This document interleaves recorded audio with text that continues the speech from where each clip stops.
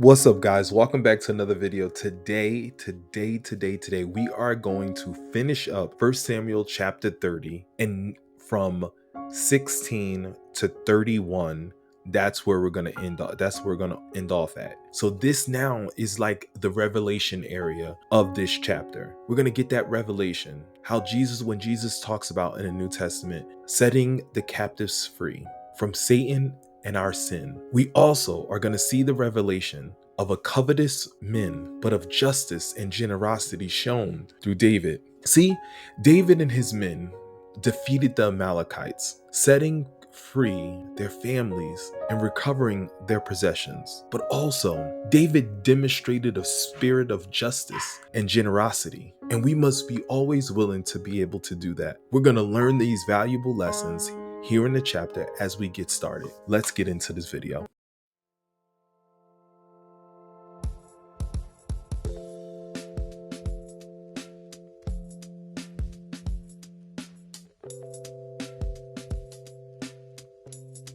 When God gives you that peace, you will rest in his security, his protection, his comfort, his love.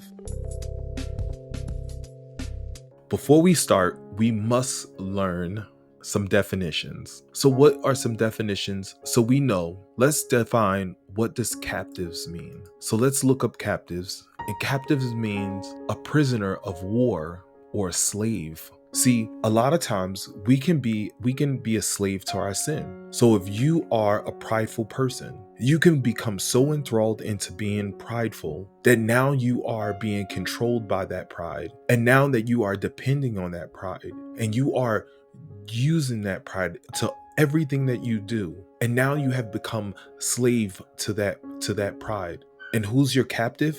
Well, it's Satan. So we must be very careful about the identifying the sins that we operate under and breaking out of the sins that hold us captive and Satan that's in behind it all. So we must be very careful not to know our sins, but not be held captive by our sins, not be held a slave to our sin. So the next word is, what does the Bible say about being free? Free from slavery, not free from our sins and free from Satan, to be able to control our lives and be able to be free to roam around and not be bothered or be enslaved. That's important. But also, another one is, what is it like and what's the definition of justice? A spirit of justice. Justice means justice is rendered to everyone that which is his due. It has been distinguished from equity in this respect, that while justice means merely the doing what positive law demands, equity means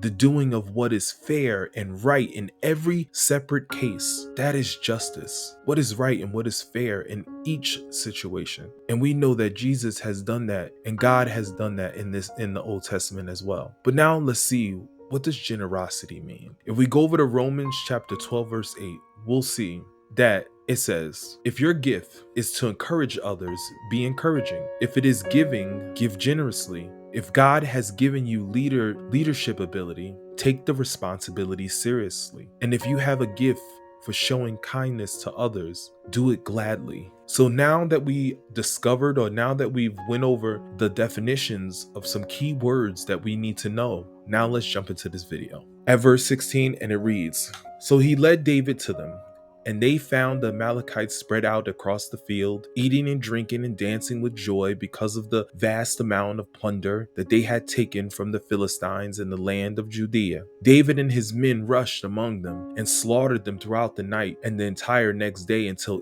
evening. None of the Amalekites escaped except 400 young men who fled on camels. David got back everything the Amalekites had taken. He rescued his 2 wives. Nothing was missing, small or great, son or daughter, nor anything else that had been taken. David brought everything back. He also discovered all the flocks and herds, and his men drove them ahead of the others' livestock. This plunder belonged to David, they said. Then David returned to the brook Besser and met up with the 200 men who had been left behind because they were too exhausted to go with him.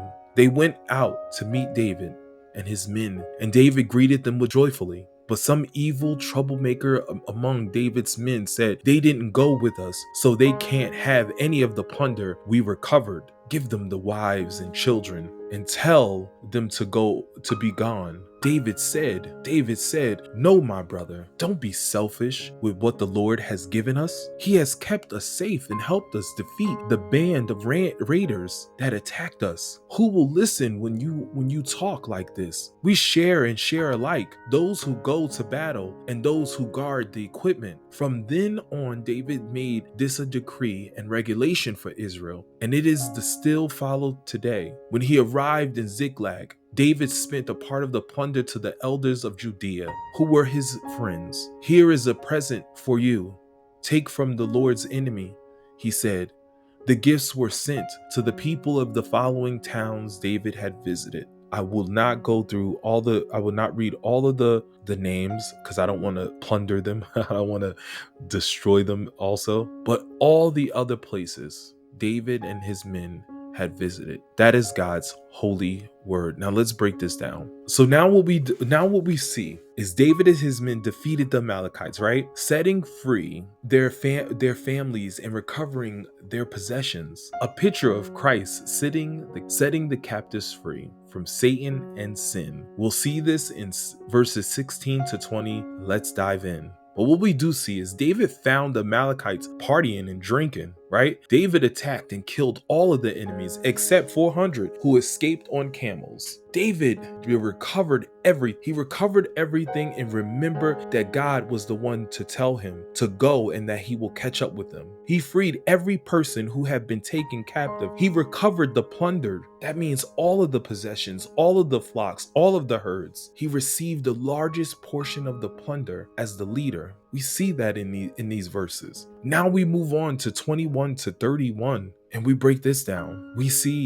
Before we move on, we see how Jesus say that he will release the captives. He will set them free. And we see how God used David and sent David on to set the captives free and restore and gave them all their belongings and possessions all back that was plundered and raided and burnt down. Now we will see in verses 21 to 31, David demonstrated a spirit of justice and generosity, a picture that we will see, a revelation that we will see, a covetousness and of justice and generosity. How? First, the return to the 200 men, right? Who had been too exhausted to fight. They came out to meet the conquerors. David greeted them and did not rebuke them. The opposition and the covetousness of some wicked troublemakers among David's men. What does covetousness mean? We need to know what the definition of covetousness means. Let's look that up. Covetousness is a strong desire after the possession of the worldly things we have. It assumes something that sometimes the more aggravated form of avarice, which is the mark of cold-hearted worldliness. That's what that means. The cold-hearted worldliness, people. Opposition and covetousness of some wicked and troublemakers among David's men. They opposed the exhausted men receive a share of the plunder. They suggested the laggard could, however, have their families. Laggard meaning the people that fell short, that was too exhausted to continue. But also we see the wisdom and justice of David's decision. The victory was the Lord's, and the plunder was a gift from him. The task of the supply soldiers was as vital and important as that of the combat warrior. The decision of David, justice demanded that all share and share alike. Remember, we talked about this. We talked about justice being for each different occasion, for each different case. In certain cases, the principle of equal distribution was made a permanent law, a decree from David. The generosity of David. Oh, how blessed David was. He sent gifts, some plundering, to the leaders of various cities throughout Judea, leaders who had provided supplies for him during his years as a fugitive from Saul. About 9 cities throughout Judea, many of them and many leaders that was within them. All the cities and districts where David and his men had moved about with their families and their possessions, that he sent back all of it. He discovered all of it and he sent it back. He shared what the Lord had gifted to everyone and was not selfish and was not covetousness, even though men were suggesting that things be taken away. But he actually stayed. I hope that you learned and I hope that you received the revelation how Jesus Christ set free the captives, but also to know how to deal with covetous people, to be able to have a justice heart and a generous heart. I want to thank you for watching. Make sure you subscribe. You are here now. I'm going to be doing another video in 1 Samuel chapter 31. So press that subscribe button, hit that notification bell so you can be notified when I upload chapter 31, the last chapter, and the lessons that come along with it. I want to thank you for watching. God bless you and God bless your family.